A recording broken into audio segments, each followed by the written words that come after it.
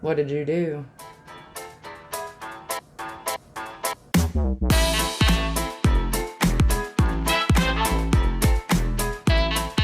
Hey y'all, welcome back to my channel.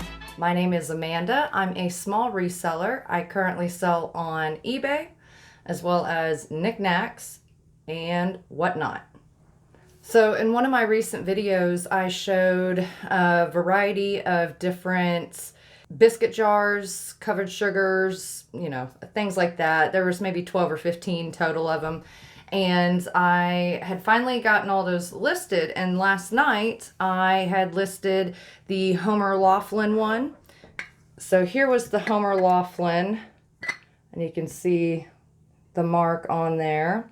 And this is an early piece of his. I don't remember the dates right off the top of my head, but it was early 1900s that mark was used. Late 1800s and into early 1900s. Lid was in good condition. It has these itty bitty tiny flea bites, not on the lid, but on the interior rim, which I don't even know if you can maybe kind of see them right there. And a tiny bit of mild staining, and all that I had in the photos and stuff. I want to say within 10 minutes of me listing this bad boy, he sold. Which either means I had him listed incredibly way too low, because I did know this is a more difficult shape to find in this pattern. But at the same time,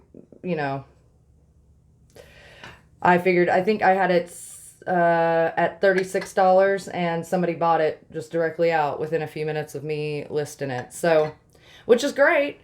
That either means somebody really loved it and wanted to scoop it up before anybody else did, or I listed it too low and somebody knew a more appropriate value for it and they scooped it up and they will make a profit on it. Either way, I'm good with it. It's a good sale. And my hope is that it's going to a lovely home where it will be cherished. And whether that has to pass through another reseller's hands to get there or not, I do not know. But either way, it's a beautiful, beautiful piece.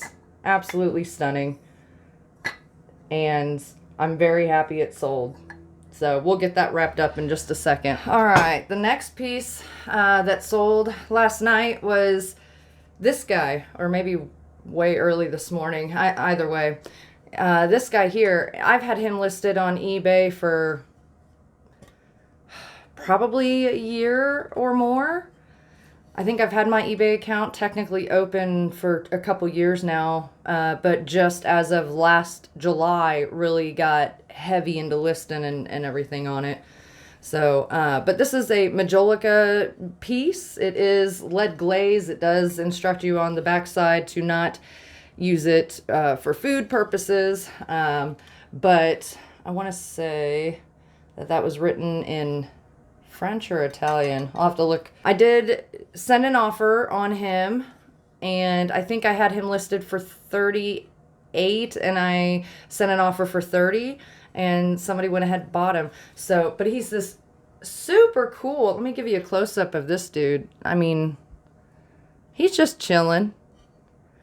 Just chilling. So, really cool glaze and everything on it. What I love on the back side of the glaze too is you can kind of see how it does like this drip kind of glaze. I don't know. It's beautiful. It's a more contemporary piece. It's not terribly old, but it is super cool.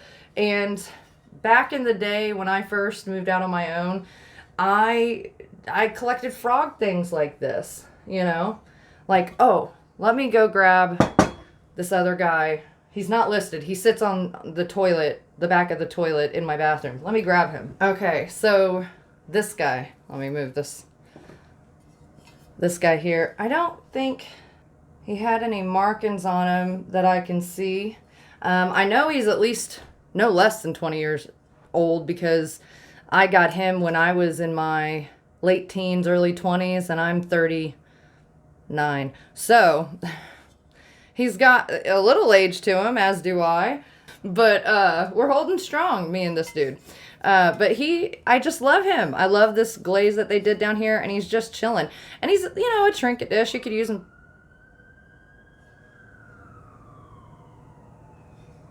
What did you do? Just never know. All right, so he's, you know, a trinket dish. You could use him in the kitchen, the bathroom, your bedroom, put your rings on him, whatever. But that's what I wound up doing with him. Was he has like a little, one of those green little rubber mats that sits underneath him. And then I set him on the back of the toilet, which I've been told by any male that has used the restroom in my home that he's incredibly creepy. Because as they're standing there doing their business, which was not my intent when I initially put him there as decor, but because it's hysterical, he has remained there as decor. But and then this wrapped bath soap here. My husband and I, his side of the family does their family reunions in Vegas, so we've gone to Vegas a couple times, and this is from I want to say Mandalay Bay Hotel. And so I just have that.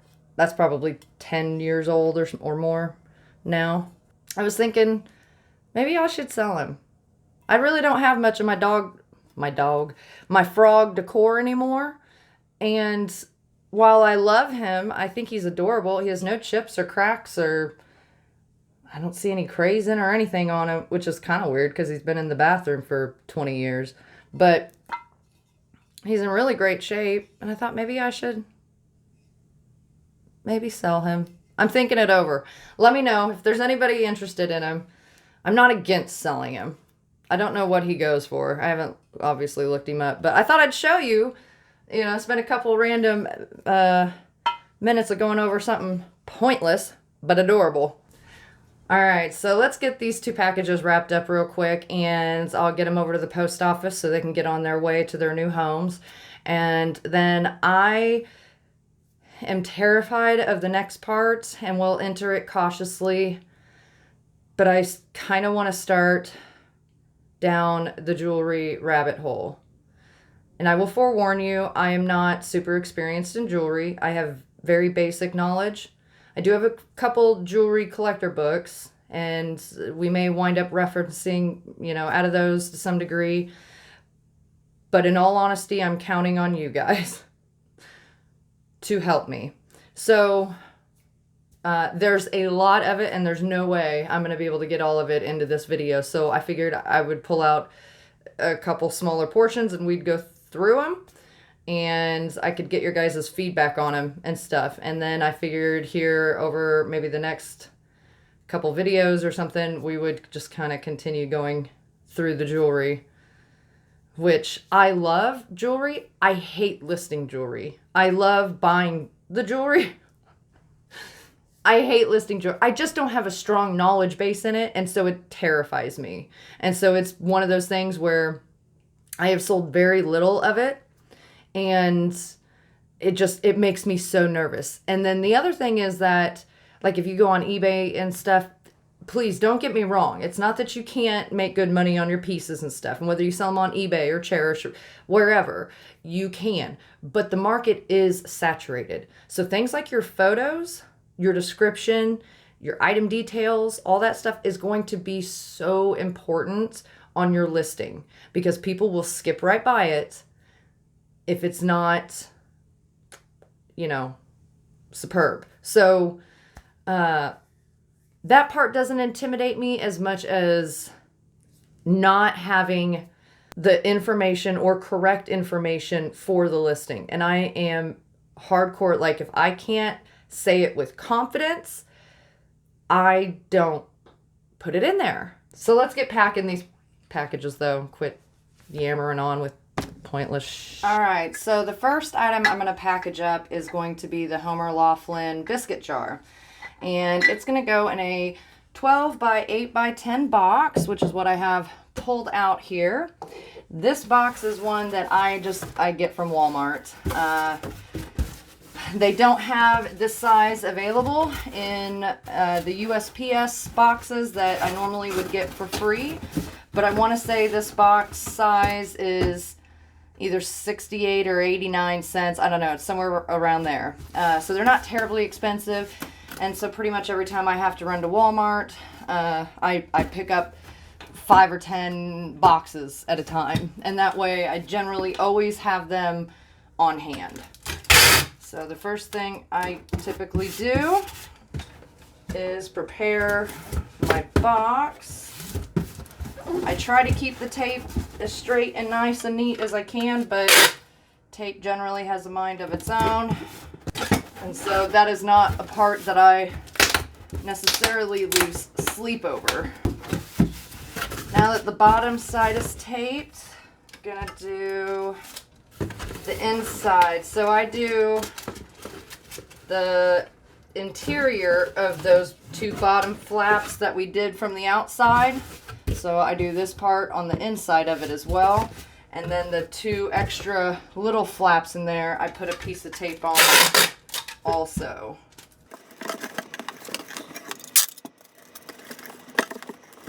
I've really been enjoying being able to utilize air pillows to reduce the overall weight of the package. I mean, while packing paper doesn't weigh terribly, much, it does add up. And so when you can use air, well, that's lighter. So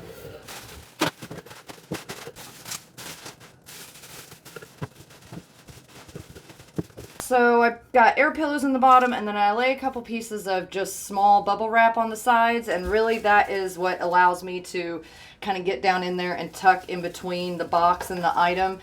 More air pillows or packing paper or whatever is needed. Okay, so we set our box aside. Let me grab a piece of tissue paper here.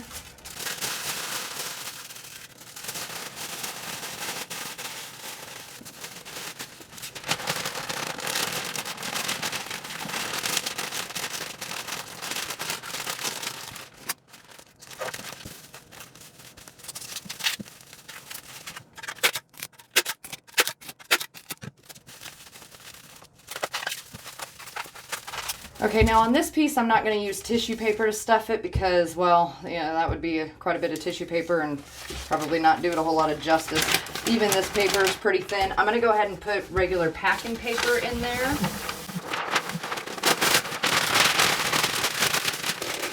You usually want to do this to give some sturdiness, some strength to your item. If you don't, and any pressure's put on it, it makes it a lot easier for it to break and stuff in transit. So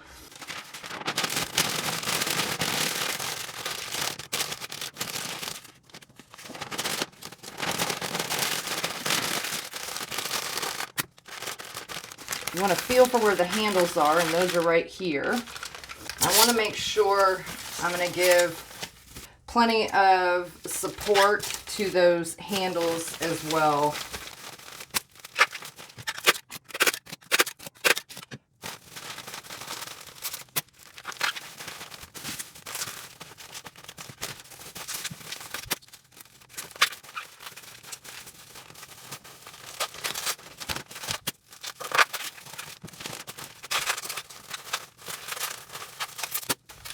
Now we've got both pieces packaged up.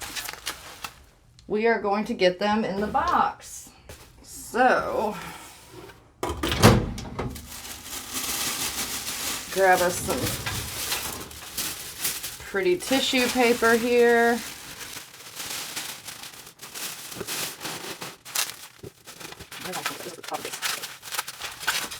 Right there they are. The fact that I can barely tell where the handles are on here is a good thing.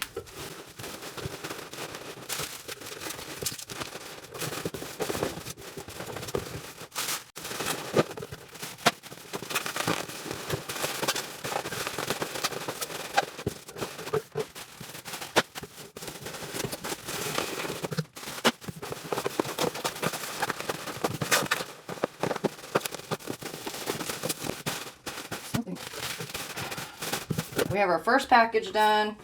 I'm going to get it weighed, and then we'll print the label and everything and get it sealed up.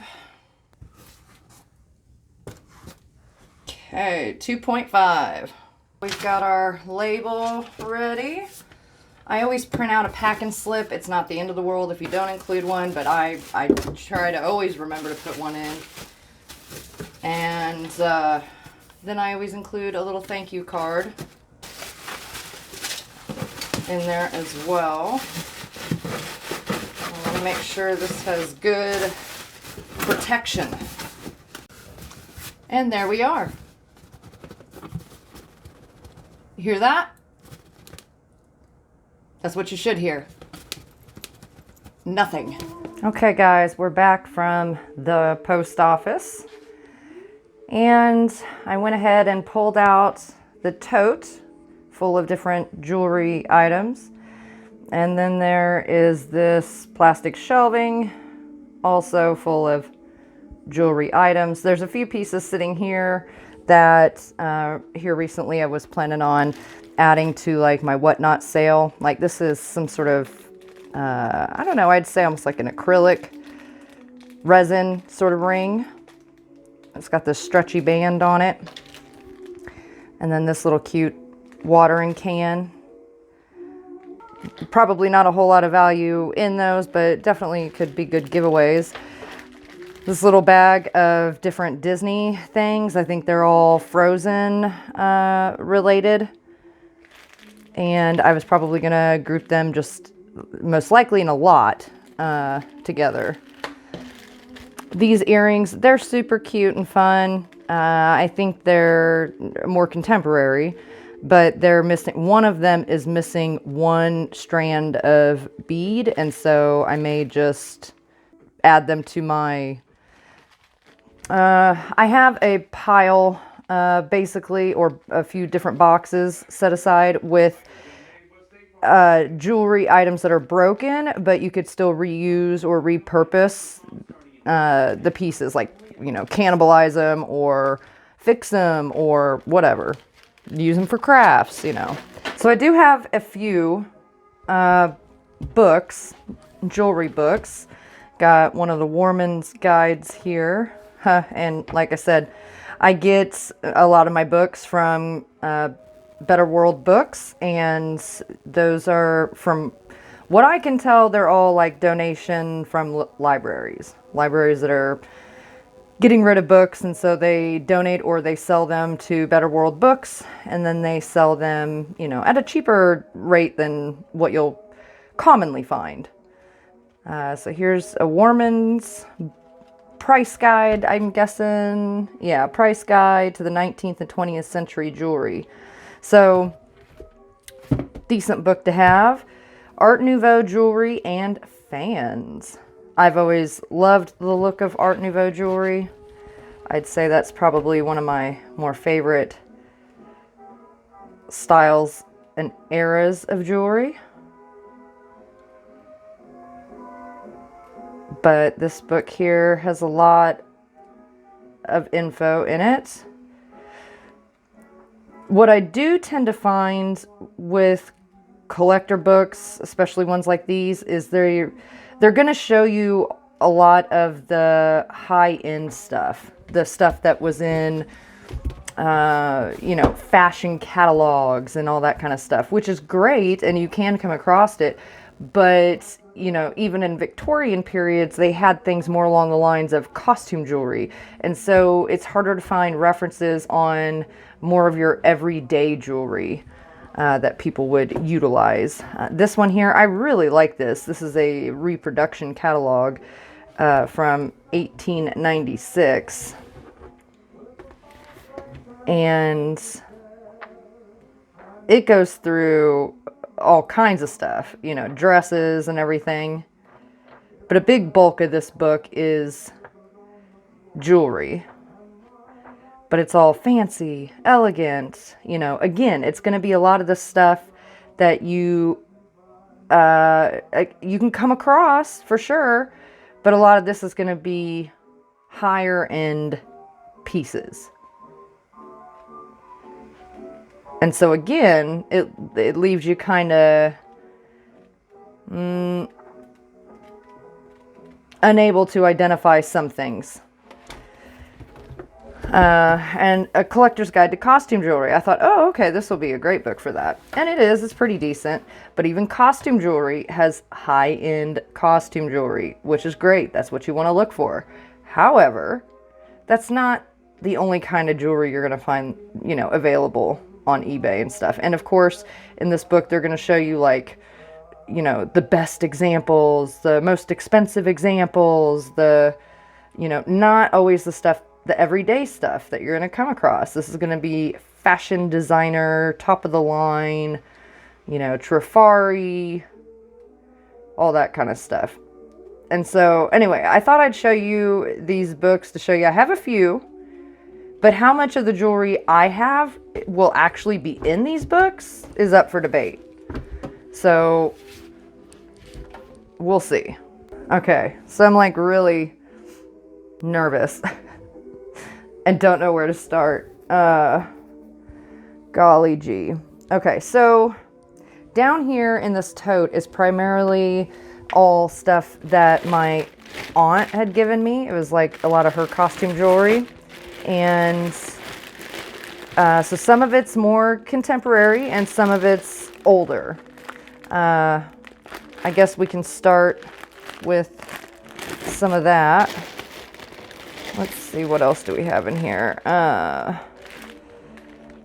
Signed and antique options in here. Okay, we'll look at that bag. We'll see what all I had put in there. So see, I've kind of gone through it and separated some of this out. We'll go through that one. Let's see. Missing bead. So is all this? I don't think so. Japan, Avon. Okay, so fashion silver. Okay, so it's a lot of fashion pieces. These are different pearls. And more looks like Japan mostly, and Hong Kong and stuff pieces. Okay, so we'll look at least most of these first couple bags that I've brought out. What's going on in here is this is some more necklaces.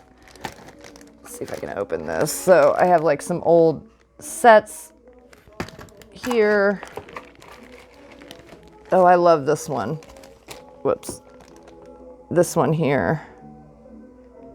And then this ring I have here, I don't know that it actually goes with it, but I thought that they look good together either way. So I was kind of thinking of selling them together.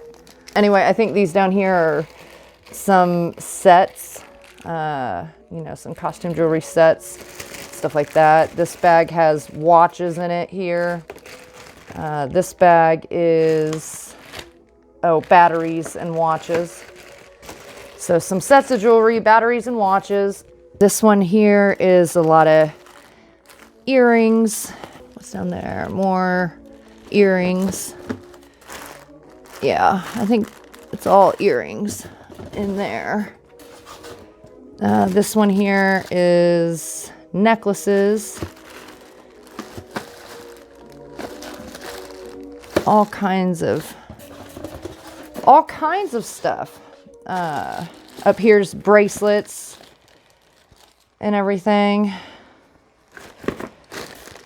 Oh, and some other type of necklaces here.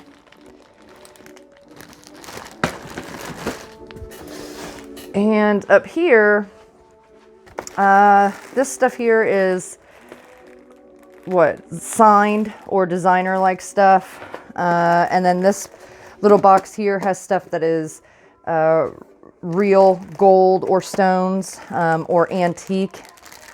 This here is a little collection of 4th of July style. So I guess let's start with this bag. And we'll dump it out. And I had a little thing in here that says signed and antique. So let's find out what the heck I meant by that. So we'll start with this guy. It is a multi-stranded what is that? Like little glass beads on it. You can see here, and I'm sorry my nails are dirty.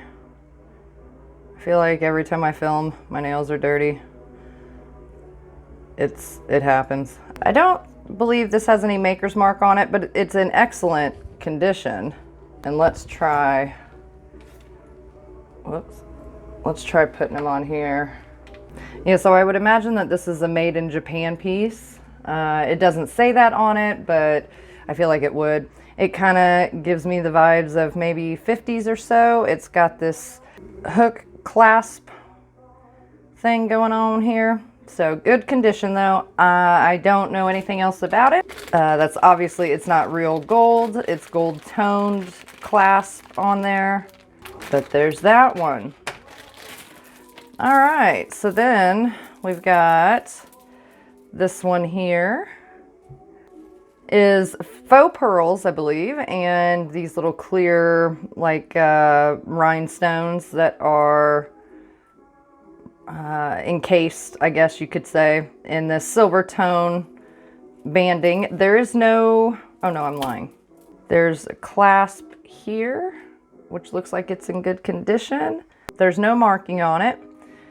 And I'll kind of double it up here. Really beautiful piece though. I really, really like it. I have no idea the value on it. I'm not going to know the value roughly on any of these. I do not have a lot of experience in selling jewelry. So any information, side notes, approximate value, whatever, man. Like, I'm open for it. I'm not claiming to know much at all about these. All right, this one here says Monet, and it's a set, I won't take them out of here, but it's a set of studded earrings, and they're in great shape, great condition. Okay, so these ones here say Dama on them. They're a set of earrings, and I know that that may kind of look like a real diamond, but I think it's maybe cubic zirconium, something like that.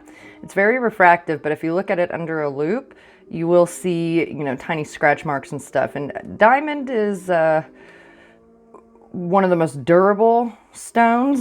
They're pretty hard to damage, but they are noted on here. Dama is on the inside right here of the backing. And then it says patent and a patent number on there. And I mean, they're cool, simple, sort of bow tie knot style with a little simulated diamond on it. All right, this one here is 925, so it's silver, and it's marked Italy. Let's see if we can get it to where you can see it. 925 and Italy right there. And it's also on the other side. Clasp is in really good condition here.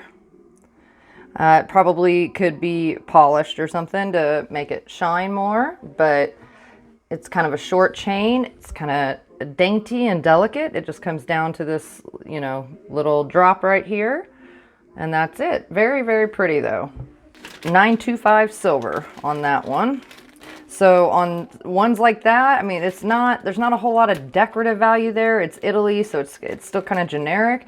You could at least, at the very least, go by the silver weight on it and then add in for cosmetic detail as well. This little ring here is 14 karat gold filled. When you see GF, that's what that means, gold filled. So it's not gold all the way through. It's a gold coating over top, but it can go into like a scrap gold thing, or I don't care. I could even stick it in with you know, like jewelry parts, you know, one of those kind of lots or something. This piece here is not marked. It's gold toned. I don't think it's missing any jewels or pearls. I'm sure that they are all faux.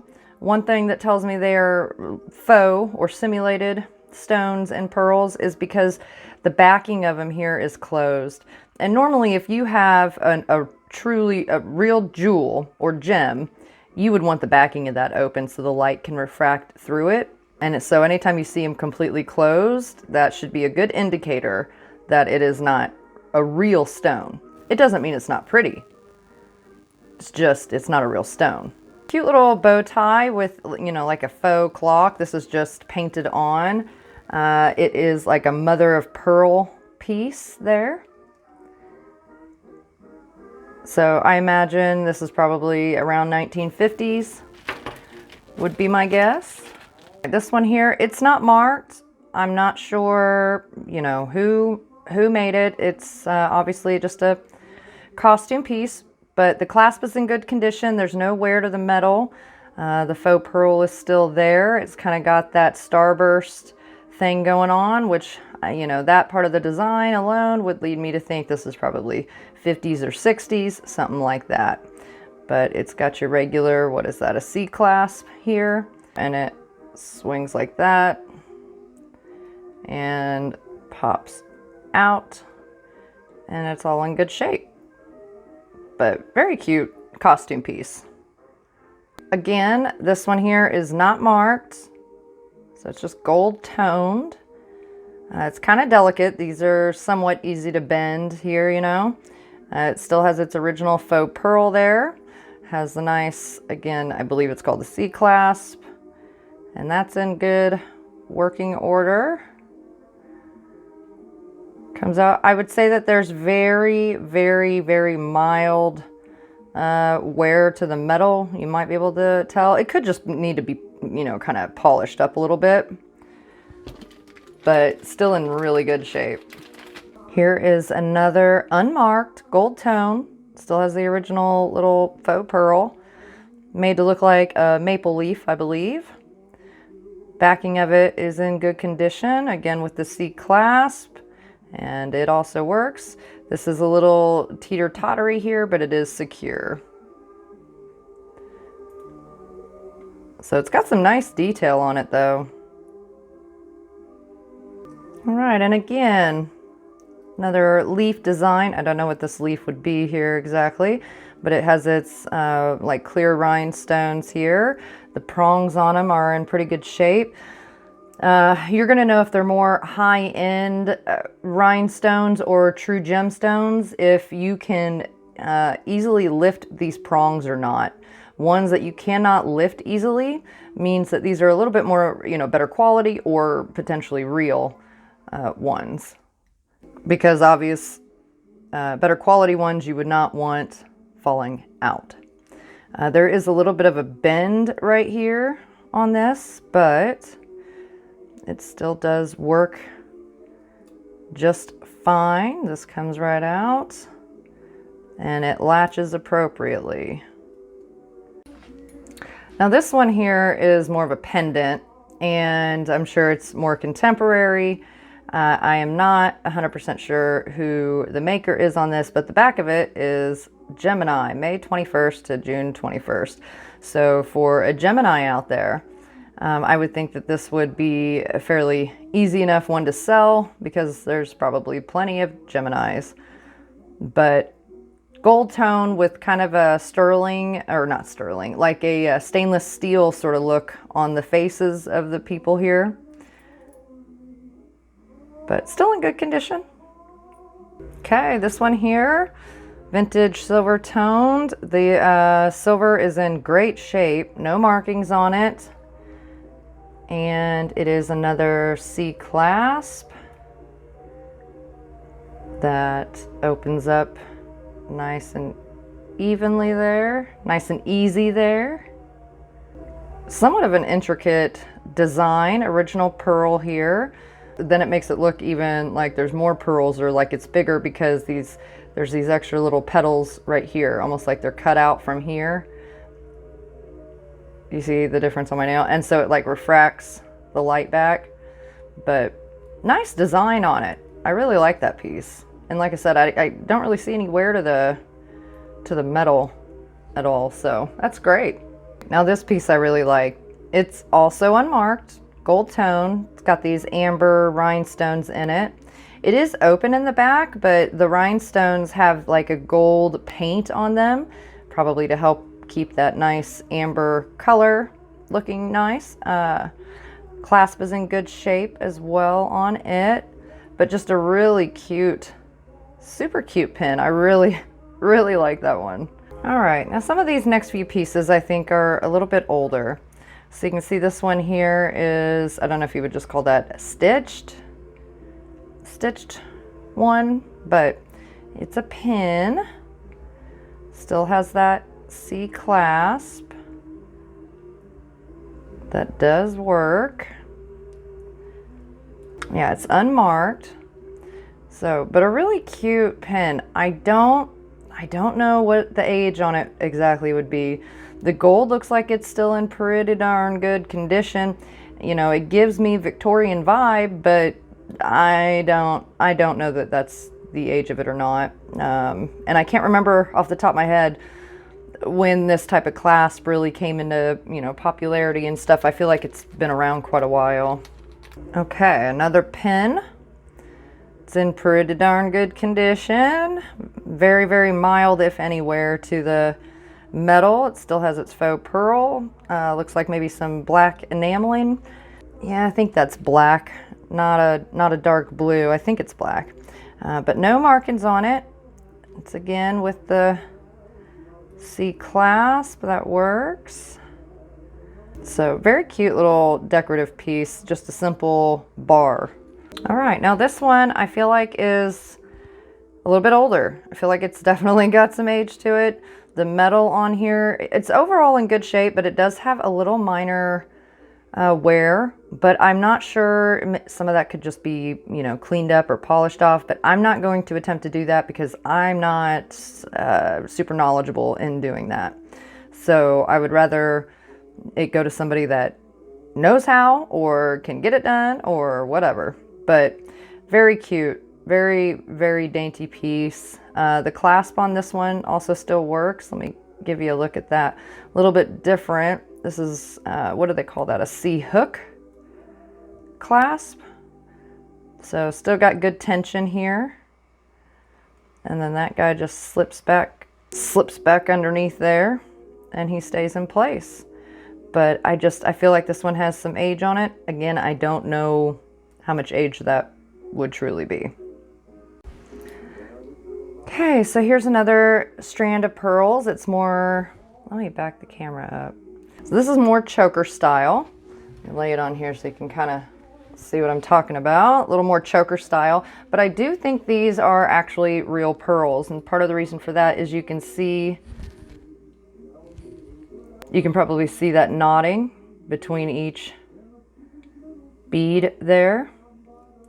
I also don't see any mold marks on the pearls themselves to suggest that they were made, but it's unmarked.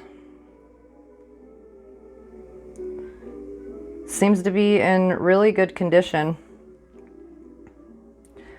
And just an overall, you know, really cute piece. It's kind of got a little weight to it,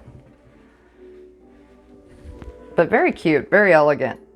I really like that. These next few I'm going to show you are by Coro, and these are little faux pearl bead-like things they have on here, and then you can see they came through with the pink and they enameled the little leaves on the gold tone necklace. And so then here is that Coro mark. Hopefully you can see that. Coro, and it looks like it says something about patent pending. So very cute Coro necklace. Has some minor loss on the enameling. Overall looks pretty good. This one here is a Coro pin.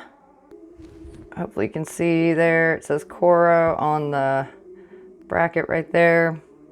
Another simple design, gold tone, in great shape. Got the C barrel clasp on it, that's in great condition as well. And then, well, I won't bother taking these ones out, but these are Coro earrings, and they are clip-on, and they are marked with the Coro mark back here. But they are also in very good condition. So none of these match, obviously, and so I plan on selling them separate. It's too bad they're not more in a set. They're still pretty pieces. All right, I'll tell you what, I'm gonna make this one here the last one we go over today, because it's dawning on me just how long this will take. Aurora Borealis beads.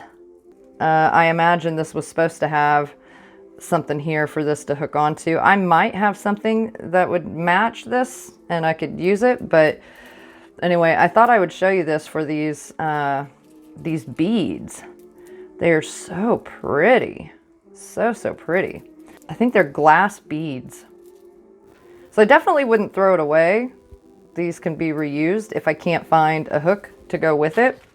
All right, you guys, so we got through, half or so of one bag with all these, and I don't know, let me know what you think about them. I'm not a jewelry expert. I have said that many times. You know, clearly I've done a little bit of investigating on these pieces, but for the most part, these videos of jewelry are just basically going to be show and tell, and any bits of information that I do happen to know or have, I will let you know, or I'll put it on the screen or whatever. But I guess let me know your guys' thoughts on the jewelry. I will slowly work on getting it listed. If there's anything in particular that you saw that you're interested in, feel free to send me a message, shoot me an email. You know, you can get a hold of me on eBay and YouTube and all kinds of things. So feel free to message. But yeah, otherwise I will work on slowly getting those listed in between listing, you know, everything else. Haha. All right, guys, thanks for hanging out with me again. I really want to send my deepest thanks to anybody who watches my videos, especially if you watch them to the end. It's very much appreciated. And I like to always do my best to remember to thank you guys for that.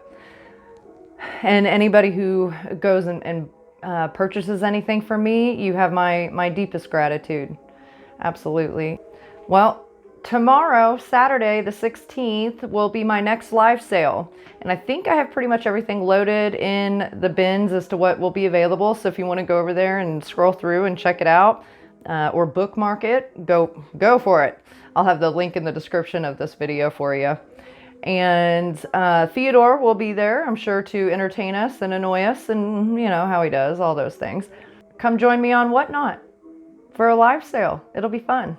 And for the jewelry, I don't know if every video coming up will be jewelry. I feel like that would get a little redundant to some degree, but maybe I'll include a small portion of it in each video, or every other video do jewelry. I don't know. Let me know what you guys think.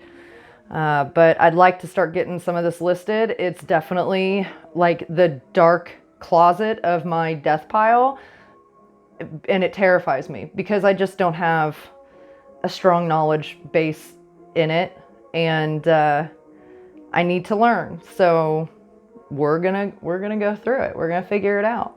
And I'll slowly be getting it listed online. And I'm really excited to have your guys' help in figuring it out. But anyways, I hope to see you guys at my sale tomorrow evening. It starts at 7 o'clock. Again, the link will be in the description.